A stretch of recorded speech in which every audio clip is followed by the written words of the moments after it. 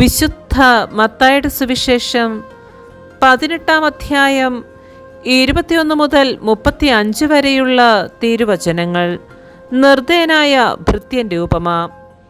അപ്പോൾ പത്രോസ് മുന്നോട്ട് വന്ന് അവനോട് ചോദിച്ചു, കർത്താവേ, എന്നോട് തെറ്റ് ചെയ്യുന്ന എൻ്റെ സഹോദരനോട് ഞാൻ എത്ര പ്രാവശ്യം ക്ഷമിക്കണം? 7 പ്രാവശ്യമോ? യേശു അരുളി ചെയ്തു, 7 എന്നല്ല 7 70 പ്രാവശ്യമെന്ന് ഞാൻ നിന്നോട് പറയുന്നു. സ്വർഗരാജ്യം തൻ്റെ സേവകന്മാരുടെ കണക്ക് തീർക്കാൻ ആഗ്രഹിച്ച ഒരു രാജാവിന് സദൃശ്യം. കണക്ക് തീർക്കാൻ ആരംഭിച്ചപ്പോൾ 10,000 താലന്ത് കടപ്പെട്ടിരുന്ന ഒരുവനെ അവർ അവൻ്റെ മുൻപിൽ കൊണ്ടുവന്നു.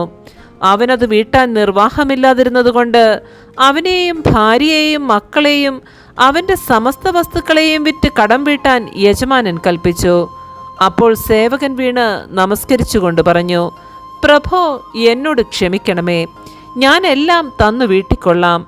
ആ സേവകന്റെ യജമാനൻ മനസ്സലിഞ്ഞ് അവനെ വിട്ടയക്കുകയും കടം ഇളച്ചു കൊടുക്കുകയും ചെയ്തു. അവൻ പുറത്തിറങ്ങിയപ്പോൾ തനിക്ക് 100 ദനാറ നൽകുവാനുണ്ടായിരുന്ന തൻ്റെ സഹസേവകരിലൊരുവനെ കണ്ടുമുട്ടി. അവൻ്റെ കഴുത്ത് പിടിച്ച് ഞെരിച്ചുകൊണ്ട് അവൻ പറഞ്ഞു, എനിക്ക് തരാനുള്ളത് തന്നു തീർക്കുക. അപ്പോൾ ആ സഹസേവകൻ അവനോട് വീണപേക്ഷിച്ചു, എന്നോട് ക്ഷമിക്കണമേ, ഞാൻ തന്നു വീട്ടിക്കൊള്ളാം. എന്നാൽ അവൻ സമ്മതിച്ചില്ല. കടം വീട്ടുന്നതുവരെ സഹസേവകനെ അവൻ കാരാഗ്രഹത്തിലിട്ടു.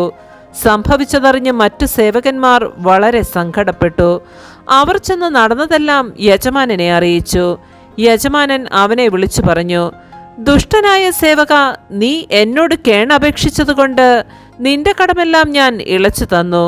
ഞാൻ നിന്നോട് കരുണ കാണിച്ചതുപോലെ നീയും നിന്റെ സഹസേവകനോട് കരുണ കാണിക്കേണ്ടതായിരുന്നില്ലേ? യജമാനൻ കോപിച്ച് കടം മുഴുവൻ വീട്ടുന്നതുവരെ അവനെ കാരാഗ്രഹ അധികൃതർക്ക് ഏൽപ്പിച്ചു കൊടുത്തു. നിങ്ങൾ സഹോദരനോട് ഹൃദയപൂർവ്വം ക്ഷമിക്കുന്നില്ലെങ്കിൽ എൻ്റെ സ്വർഗസ്ഥനായ പിതാവ് നിങ്ങളോടും ഇതുപോലെ തന്നെ പ്രവർത്തിക്കും. നമ്മുടെ കർത്താവായ മിശിഹായ്ക്ക് സ്തുതി.